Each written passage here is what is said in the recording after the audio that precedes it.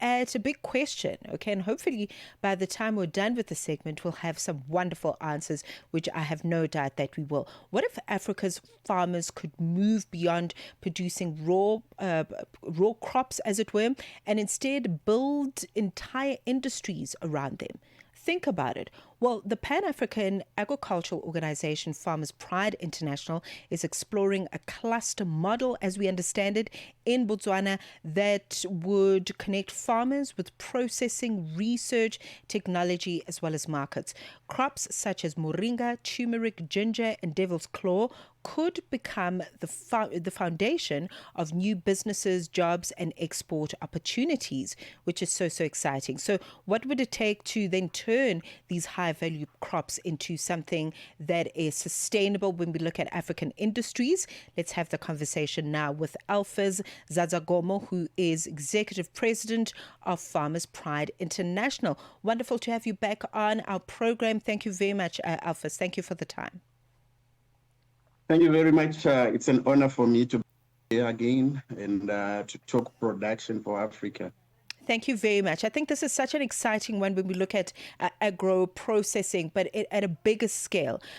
But perhaps a good place to start in this conversation is for you to perhaps explain what exactly a cluster model is. What exactly are you proposing for Botswana, and why Botswana in particular? Thank you very much for giving me this opportunity to explain what we are trying to do. Let me just give you an example of Africa's production capacity first before I can come to why clustering.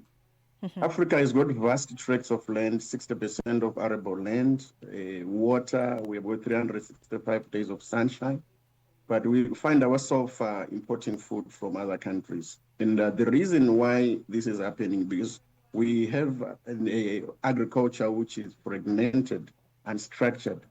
So when we are looking at agriculture-based clustering, we are looking at a system or a concept where we are bringing people together to work with their small resources, either in rural areas, in cities, so that we can be able to create a value chain where we are able to support the farmer, starting from the farmer who is in the village, to make sure whatever they are producing is something that is required by the market. And we're not looking just at local markets, but at global markets. Mm-hmm. So agriculture clustering is a gathering of like-minded people who have an interest in building their economy and who want to participate in agriculture and create a value chain.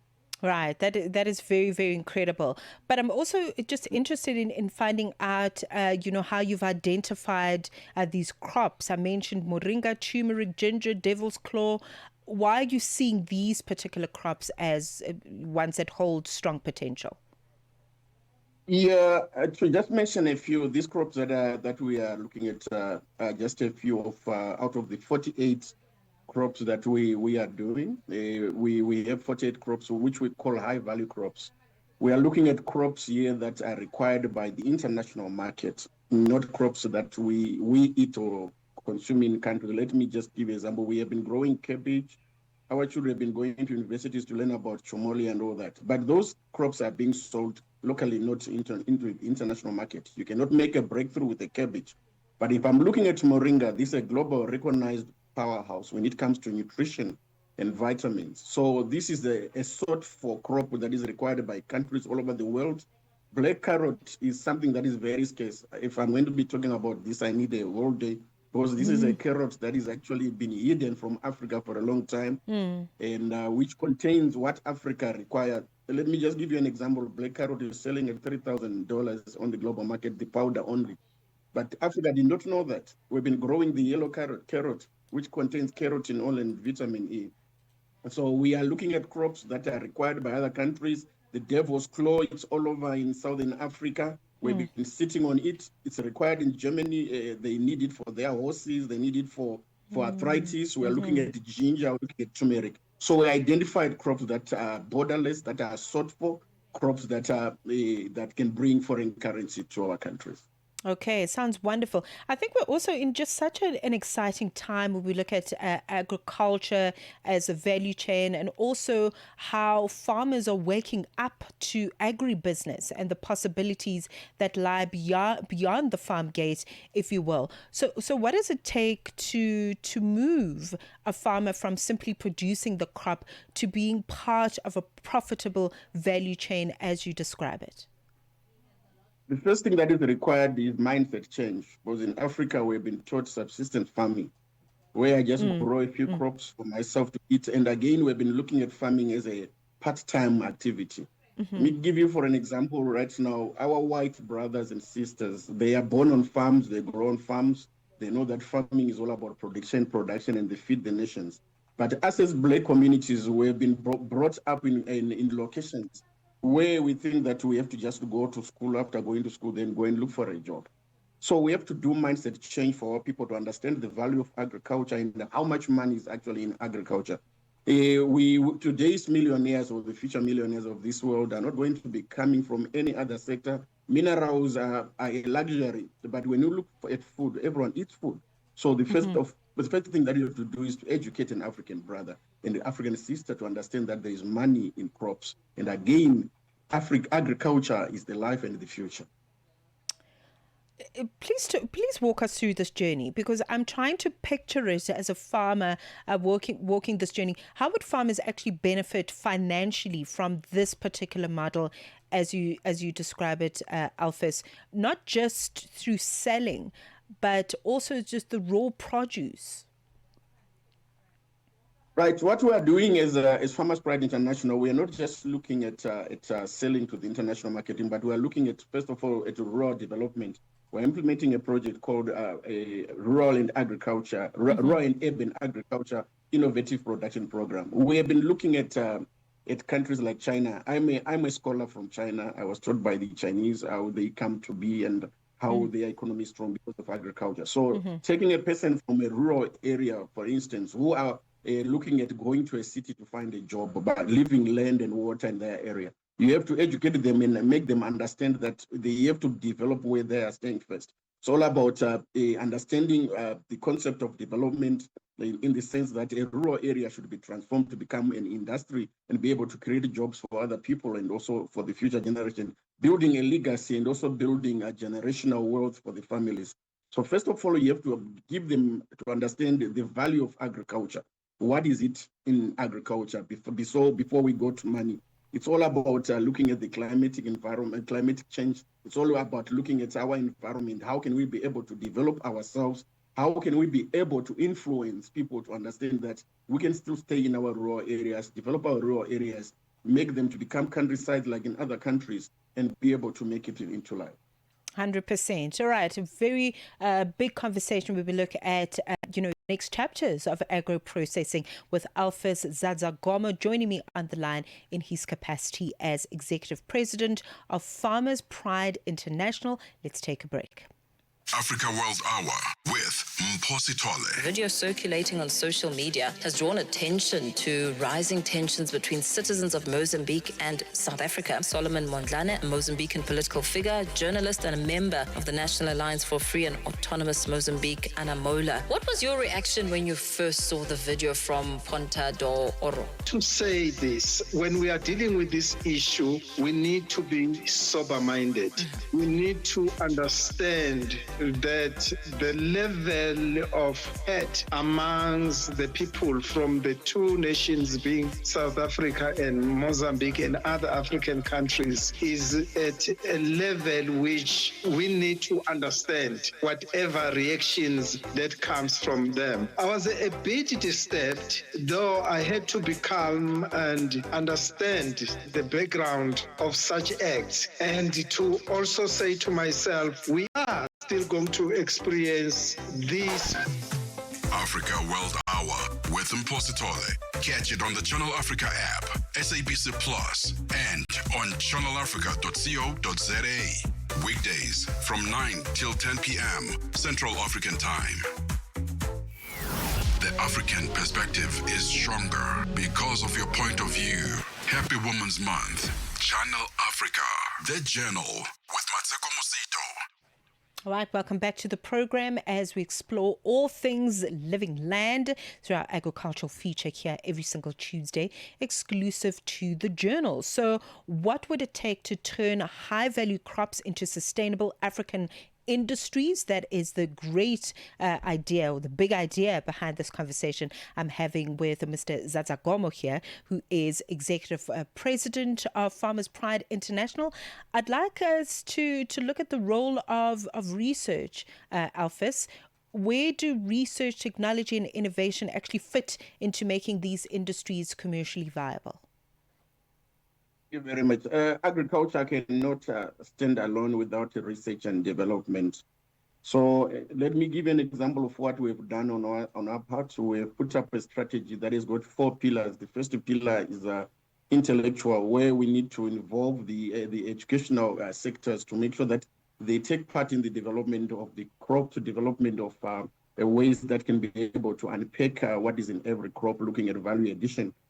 So research comes on board where we are now looking at what is it that we have in crops. It doesn't have to be how many hectares we are growing, but it is about how much of a product that we are going to be getting out of this product. Let me just give you an example of China today. China has got the Chinese bamboo tree. As of January 2027, this year, the Chinese government reported that the bamboo industry has achieved an annual output of over more than 520 billion, which is about yuan, that is about 74 billion annually, supporting 29 million jobs and 10,000 processing enterprises. Where their value is coming out is on processing. And for the processing to happen, research has to be involved to make sure that they understand what is in the bamboo. Today, we are wearing clothes coming from bamboo, plastic coming from bamboo, the furniture in our house is coming from bamboo. But the research has to be involved to unpack what is in that tree. So if we're going to be looking at the 5 crops that we are doing, we have to understand what is it that we get from Moringa. How long does it take to grow? And what is the benefit of people growing Moringa before they go to the market? What is it for them, for the health side, for the climatic side, and all that stuff? So research plays a major role in unpacking what we get from every crop. Right, that is so important. And I like that example with the Chinese bamboo, because a lot of what has come out when it comes to product line comes from research and what has been discovered through research over the years.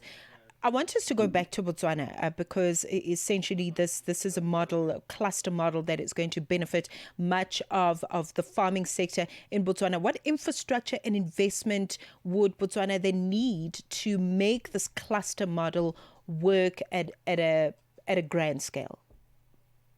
Right. In Botswana, we are promoting what we call bio-industrialization, where we are looking at first of all, do an audit of land. How much land do we have as people? Then from there, we go at the looking at the water as part of the infrastructure, putting in place irrigation systems so that people can be able to have access to water. Then we also look at the mode of transportation for the goods that are going to be produced. So bringing people together, it means now people become bankable. We have de-risked, because right now for banks to come and support farming, they have to look at the risk that is involved because they are working with individuals. So when people come together and work together, there's accountability that is involved in that. And again, they'll be able to build each other's capacity. So we have looked into putting in place, first of all, the farming itself as the first commodity, then looking at the availability of water at a farm, then the irrigation system. How are we going to tap into the water? Not just water in the bowl, but we have to look at water harvesting. How much water is coming down on the ground? Let me give you an example. People have just been taking photos and videos of water flowing until we started telling people that Botswana is losing between 10 to 100 billion because of the water that flows past and go to the Limpopo. Why? We are looking at the amount of money that is being charged by the water utility here. That's the amount that we are losing. So you have to give people an understanding that water is a commodity itself. We have to put infrastructure that captures that water at a farm level. That is going to bring a permanent solution to farming. Then we have to look again at processing. What infrastructure is required? We are looking at machinery. We have approached some embassies and banks who have already come on board, for example, to bring in machinery that are going to be used for processing, and also to bring in the educational facilities for the farming community, where we look at what is it we can do to build capacity of every farmer who's involved. How important are markets and offtake agreements in this conversation? The market is the first thing that you have to look at. You cannot just go and farm without a market. It means you can farm and at the end of the day lose all the crops that you are doing. So for us to be able to go on the ground and talk about clustering, we have to identify markets first. Like right now, we have got strong markets in Germany, as well as in South Africa, where you are sitting today. We have managed to get another market for Moringa. In Germany, we are selling turmeric, black carrots, as well as ginger. So first of all, you have to bring on a market. The market is what determines how much of what we are going to be growing. Some markets, like right now in Botswana, we've got a market that has come to do a contract farming with us. They want us to grow the Moringa, black carrot, devil's claw, and other crops. So the market plays a pivotal role in whatever you are going to do. Don't go and grow anything without a market. And again, you start by planning, not by planting. After planning and understanding where you want to go, then you go to planting. All right. Okay. Let's ascertain as to exactly when this cluster model is going to, start taking off. Where are we in that conversation around when it's going to begin? Right. On the cluster model, the first thing that we did as Farmers Pride International was recruitment, identifying participants. We recruit them. They go to the to SIPA, the company registry in Botswana, register their companies. So we have more than 50 clusters that have already been registered. And again, we are very blessed because the mining community in Botswana has also come on board. They want us to put clusters in all mining communities so that we don't have ghost cities as people are being laid off because of the non-performing of minerals. So at this moment, we are actually at the level of building the systems for the clusters to be able to perform. We have identified land. We have identified the water solution. We've identified anything. We are not working alone. We are part of the Botswana Economic Transformation Program right now, BTEP, which is under the Botswana government. And we are also working with the banks who have already come on board and shown that they can be able to put as much money as possible to make sure that the cluster moves on.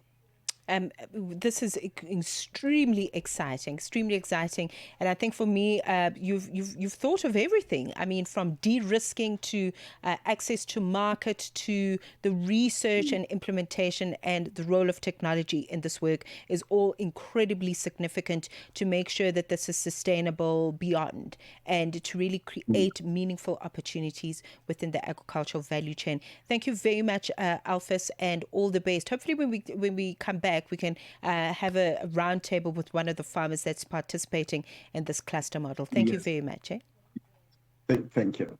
Thank you very much. Alphys Zadzagomo, Executive President of Farmers Pride International, and they're working on a very, very important cluster model to benefit the farmers in Botswana, looking at turning raw materials of crops such as turmeric, ginger, devil's claw, moringa, which is very popular here in Southern Africa, into something that really contributes to the production of product, but also in making sure that farmers go beyond just the farm gate into agro-processing in meaningful ways. It is 10:30 right now. We check in with the latest in sports with Fix.